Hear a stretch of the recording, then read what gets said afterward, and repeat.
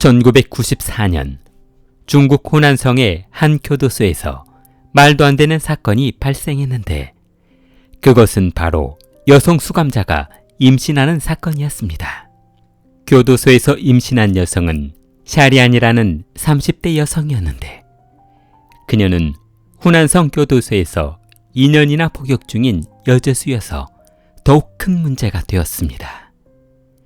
죄를 짓고 교도소에 들어오기 전에 임신이 되었다면 상황이 달라질 수 있으나 교도소에서 그렇게 오랫동안 수감 중인 죄수가 임신했다는 것은 있을 수 없는 일이었습니다.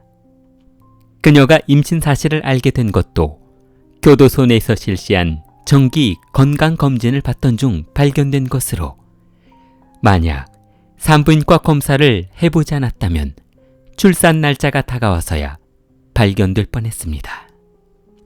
그런데 이상한 것은 교도소 내의 교도관들은 대부분 여성이라서 여죄수가 남자 교도관들과 마주칠 일이 별로 없어 이 일이 어떻게 된 것인지 의구심만 커져갔습니다. 여죄수가 임신했다는 사실이 알려지자 교도소장은 이 사실이 외부에 새어나가는 것을 원치 않아 팀장을 불렀는데 부르셨다고. 야 임마! 나 시골 받고 싶어? 죄수들을 어떻게 관리했길래 죄수가 임신을 하는 거야 이놈아? 누구야? 그렇게 만든 놈이 누구냐고? 저도 교도소 생활 좀 처음 겪는 일이라서 철저하게 조사해 보겠습니다. 야! 혹시 애 아빠가 너 아니냐? 무슨 그런 말씀을 하십니까? 저는 절대 그런 일 없습니다. 너 요즘에 와이프하고 사이가 안 좋다며? 네가 아니면은 야 당장 나가서 그 CCTV 녹화된 거 다 찾아보고 보고해. 그 여죄수 이름이 뭐더라? 샤리안입니다. 그래 샤리야. 동선 파악해서 그놈 반드시 찾아내. 알았어? 그놈 못 잡으면 너나 나나 옷 벗는다고. 그리고 말해서 안 들으면 지하 독방에 집어넣고. 알았어? 네, 알겠습니다.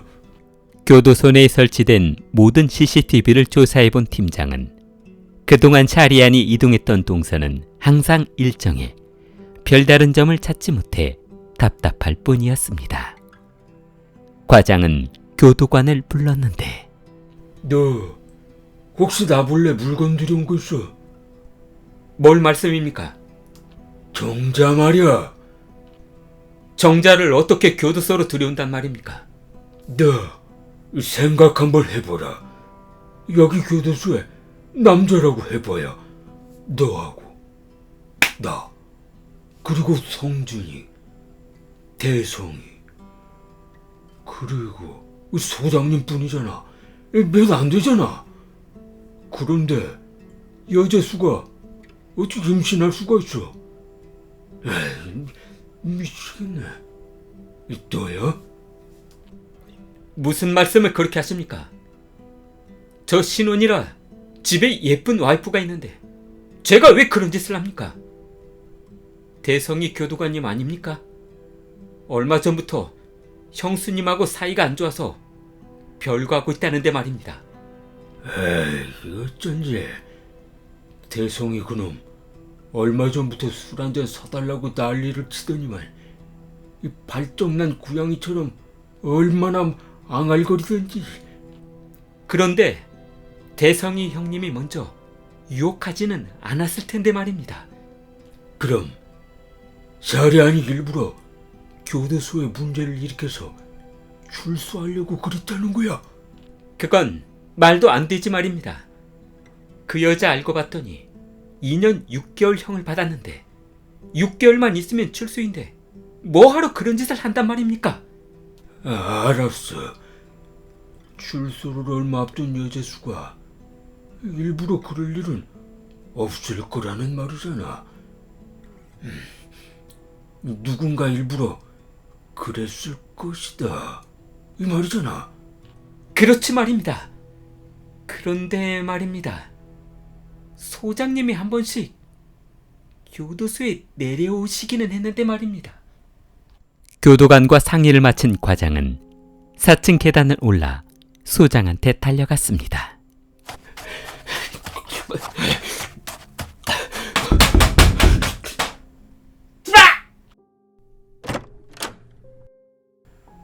아무래도 내부 소인 같습니다. CCTV에는 아무런 증거가 남아있지 않습니다. 그럼 혼자 임신이라도 했다는 말처럼 들리는데 그게 가능하다고 보냐? 네 와이프도 혼자 임신했어? 아니지 말입니다. 저하고 해서 임신했지 말입니다. 그러니까 그놈 잡아오란 말이야. 당장 나가. 과장에게 소리를 지르던 소장은 잠시 멈칫하더니 스타프. 야, 그러고 보니까 이전에 그 남자 죄수놈이 여자 죄수복 훔쳐입고 갈아입고 와서 여자 감방에 들어간 적이 있었지? 네, 그렇습니다. 이번에도 그러지 말라는 법이 없잖아. 죄수들 전체 끄집어내서 신체 검사하도록 해. 아, 뭐해? 빨리 당장 달려가지 않고.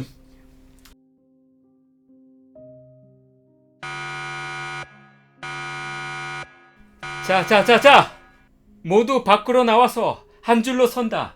알았습니까? 방 안에 있던 죄수들은 갑자기 사이렌 소리가 울려 퍼지자 구타당할 것이 두려워 재빨리 뛰어나왔습니다. 교도관은 보건실 간호사와 함께 한 명 한 명 옷을 벗겨 정말 여성인지 아닌지 검사를 해보기로 했습니다. 거기! 똑바로 서! 짜증나. 어딜 만져요? 교도소라고 뭐 인권도 없어요? 미안하다. 옆구리인 줄 알았다. 몸이 어디가 어딘지 이거 뭐 구분이 돼야 말이지. 통과. 다음 상의 탈의하고 한 발 앞으로 나온다. 여성 죄수들은 교도관의 명령에 따라 신체 검사를 받았는데 그때 교도관이 하는 말 못 들었습니까? 상의 탈의한 후 앞으로 나옵니다. 한 여죄수가 교도관의 명령에도 말을 듣지 않자 화가 난 교도관은 거기! 뭐 하자는 거야? 빨리 상의 탈의 안 해? 어머, 이건 너무세요. 그때 신체 검사를 하던 교도관이 손을 들고 소리 지르며 여기 이상합니다! 과장은 수상한 죄수가 발견되었다는 말에 그쪽으로 달려가 봤습니다. 벗어! 과장은 흥분해 여죄수를 끌고 나와 확인해 봤습니다. 그러자 이게 뭐야? 야, 바지도 벗어봐. 야, 너 남자 아니냐? 그런데 여기는 어떻게 되는 거냐? 여성 범죄자를 수용하는 교도소이기 때문에 보안 시스템과 관리가 철저해 남자 죄수가 같이 생활한다는 것은 상상도 못할 일이었으나 그 안에서 남자 죄수가 발견되자 교도소는 발칵 뒤집히고 말았습니다. 남자 죄수의 이름은 리준이었고 단발에 화장기 없는 그녀는 외모만으로 보아서는 남자인지 여자인지 알 수 없을 정도였습니다.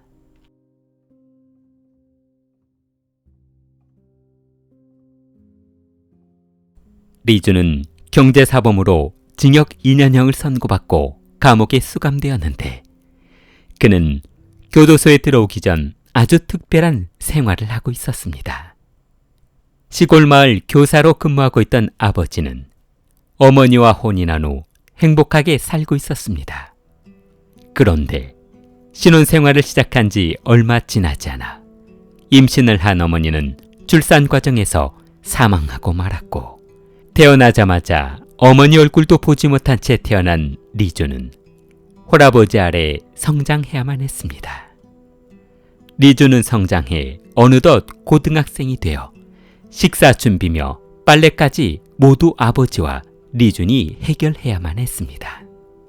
그러던 어느 날 아버지는 학교 수업을 마치고 집에 돌아와 빨래를 하고 있었는데 밖에서 부스럭거리는 소리가 나자 밖으로 나가봤습니다.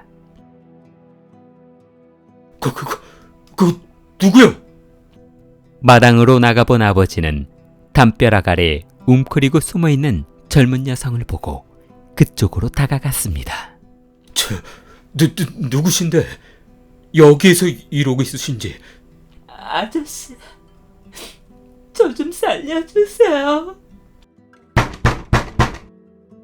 잠시 후 건장한 남성들이 대문을 발로 걷어차며 나와! 안 나와! 여기로 들어가는 거 다 봤으니까 좋은 말 할 때 나와라. 남의 집에서 뭐 하자는 겁니까? 너는 딱 죽어. 좀 전에 들어간 여자 어딨어? 당신들 경찰에 신고할 거야. 건달들은 아버지를 비꼬며 아이고, 무서워라. 얼른 신고해보시지. 에? 돈 떼먹고 도망친 년 잡으러 왔는데 당신이 무슨 상관인데? 나이도 어리게 생겼던데 무슨 빚이 있다고 그러는 겁니까? 2,900위안인데 왜? 당신이 물어주기라도 하려고? 그 돈 내가 물어주면 될 거 아닙니까? 아버지는 집 안으로 들어가더니 옷장 속에 숨겨두었던 돈을 가지고 나오며 자, 이거면 당신들이 원하는 금액과 비슷할 거요. 이것으로 저 아가씨의 빚은 끝내기로 합시다. 오라.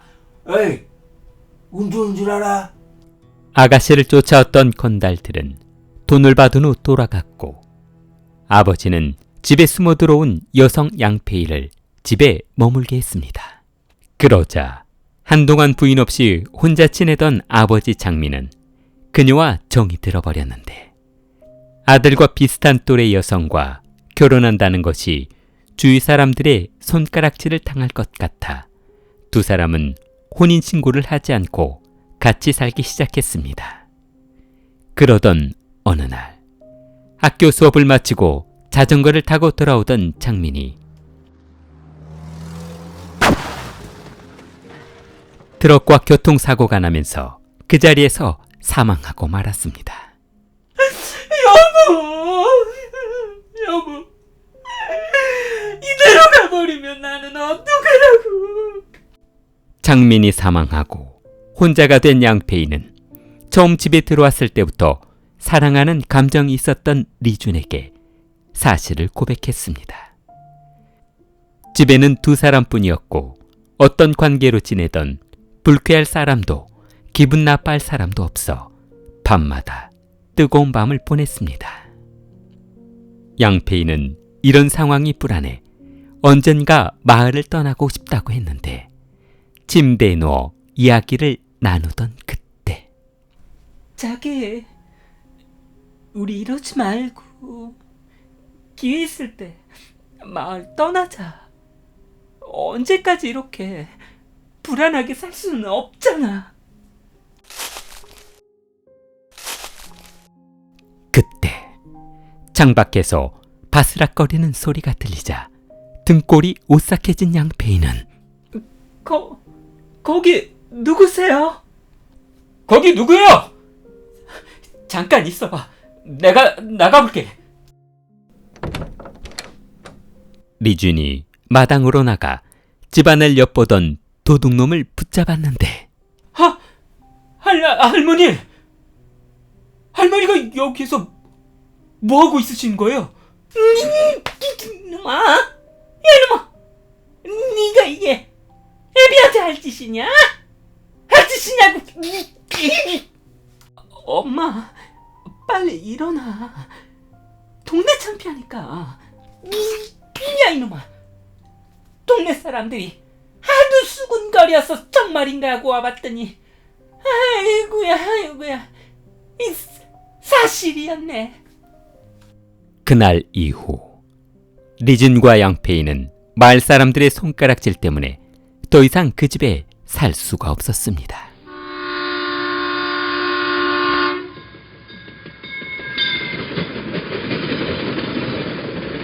마을 사람들의 손가락질을 피해 먼 곳으로 떠난 두 사람은 이사한 후에도 이웃 주민들로부터 이상한 소리를 듣게 되었는데, 아이고머니나 이상하네.